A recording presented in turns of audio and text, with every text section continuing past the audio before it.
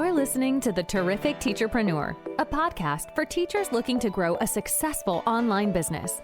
Your host, Alex, was able to transform her Teachers Pay Teachers store from a small side hustle into a profitable full-time business.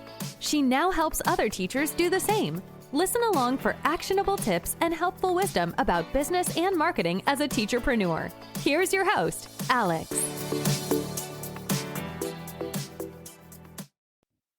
Hello and welcome to the Terrific Teacherpreneur podcast.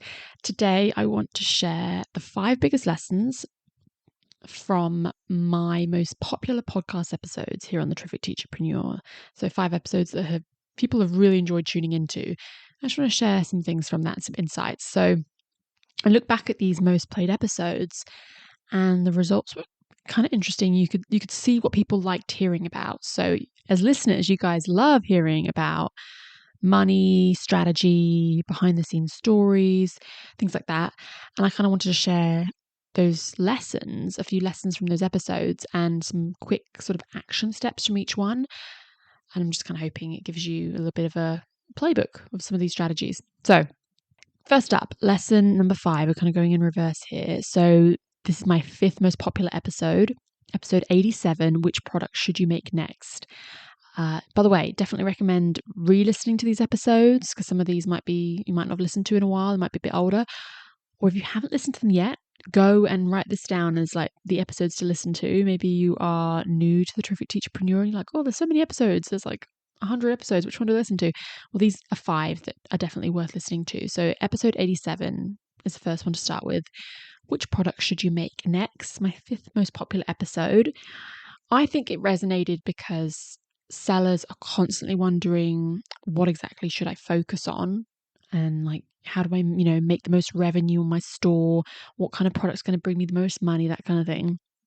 And so a key takeaway, I think, is that, choosing your next product strategically, it is really, really important. It can mean the difference between, a really slow month or a great month. So a little action item for you is to go and look at your top 3 products on TPT, like your really high earning products. Can you make a companion product in some way, a bundle, a seasonal version, like make something more from it? I think that's just always a great thing to do instead of just picking another random idea, like go with what works. Okay, so next one, lesson number 4, as we're counting down. So the next episode that was really popular is episode 76, where I shared how I made $1,000 from creating a few links. So I think people will like this. I think it resonated because it was like a simple, low effort way to boost your income. It feels really achievable. And basically I talked about putting links with UTM codes and tracking, and I could see that I made $1,000. So I think sometimes really small little things, small tweaks like that can generate really meaningful revenue. So I would go to your freebies. This is what the episode is really about, making sure that they have UTM code tracking links that are pushing towards your bestsellers, similar related products, product lines, bundles, that kind of thing. Just really getting those people that aren't quite fully buying from you yet. They're not a proper paid buyer. They're not really fully in your funnel yet. Like getting them to become a paid buyer is really just directing them from that freebie to a paid resource. So worth doing. So the next one, lesson number 3, is episode 70. So answering your SEO questions of Kristen Doyle. That was one of my really popular episodes. And I think SEO really does matter. I think people were drawn to the episode because they just love to hear about SEO. I think it really resonated because SEO feels very mysterious, but obviously everyone wants to get more traffic and views to their store. And I think a key takeaway from that episode was that really small SEO improvements over time, they really compound into those big gains over time. You think you're just making like this small tweak to just one resource, changing one keyword. But when you're consistently doing that across your whole store and making all these constant changes, these little tiny tweaks, it makes this massive difference in the long run. It's not something that you might see straight away. Adding one keyword to one resource is not going to make you a millionaire. But when that's something that you do over time and you're constantly doing, working on SEO on a bigger scale, that's what's going to, create really big gains. And I think as I'm saying this, it's reminding me so much of that book, Atomic Habits by James Clear. Like his whole thing is talking about how these tiny little habits make a big change. In the moment, they don't feel that big, but over time, they really add up. Anyway, little action step for you. Maybe just today, when you get a chance, when you're working on your business, maybe today or tomorrow, go and pick one resource, just one, and update its title and a couple of, lines of the description, the snippet, a couple of keywords in there, and putting some really strong keywords that teachers are actually searching for. Just make the effort to do a little bit of SEO in the next day or so on a resource. On my view, it can be any resource, but I really think, in my opinion, a great one would be one that's got really, really low views, needs more eyes on it. Make that effort to do a bit of SEO, give it some love, and you might see some gains from that in the coming weeks or months. I mean, if you don't do anything, you're not going to see any change. So even just one small tweak might make a huge difference. All right, lesson number 2, next one. So goal setting based on earnings, I think, is the theme of this. So episode 95 is my second most popular episode. Looking to earn $100 a month or $1,000 a month. And I kind of talk a little bit about what to do each of those stages. So why it resonated, I think sellers really like that really clear roadmap for different income levels. Very much a good listen if you haven't listened to this one. And I think that path to earning more, honestly, this was like my key takeaway. I'd say it's really shifting your mindset from that hobby side hustle mindset to the business and having those systems. I think that's the difference. Is I know that my mindset when I was making $100 a month is very different to what I'm making now. My mindset's so different. And when you treat it like a side hustle, it tends to stay as a side hustle. So action steps though, if you're around that $100 level, you just need to focus on consistency. Just keep creating products and optimizing your products, prioritizing TPT. But if you're going more towards $1,000, making sure that you're really looking at things like bundles, getting really into your SEO and a bit of scaling is a great idea.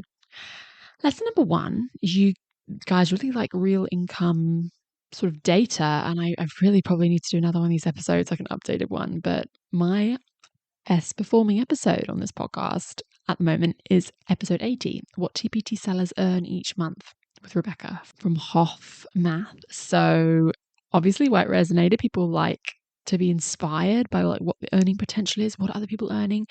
But I think we all just want to know, like, what's the normal TPT, what's common, what are people earning based on how many years they've been selling, blah, blah, blah.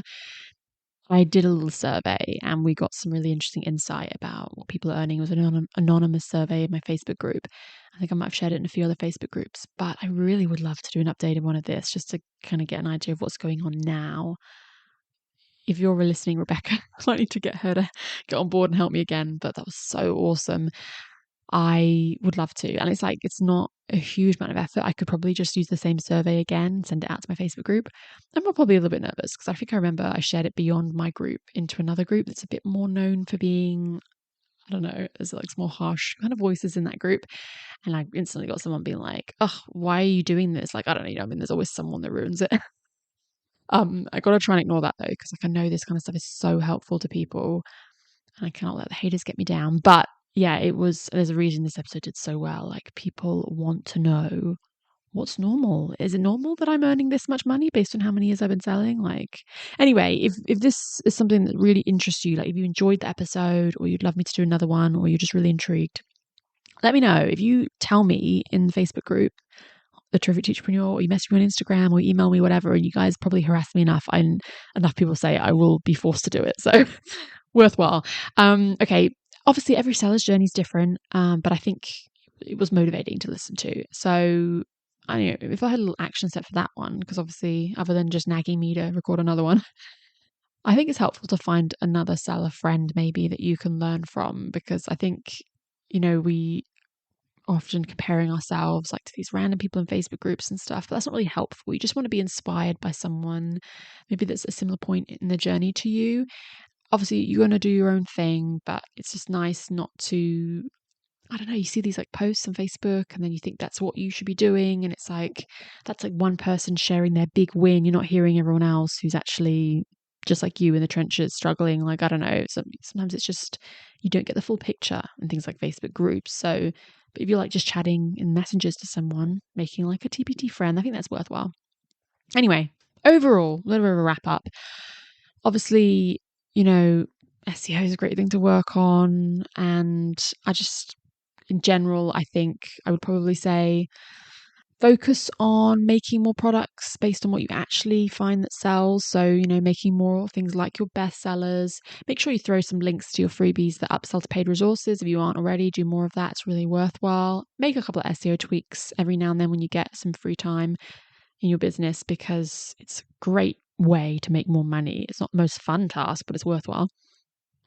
And I think if you're trying to push towards earning more each month, definitely try to change your mindset to more of a business mindset. But yeah, that's kind of a few little takeaways I would say from that. Definitely revisit those episodes or check them out if you haven't already.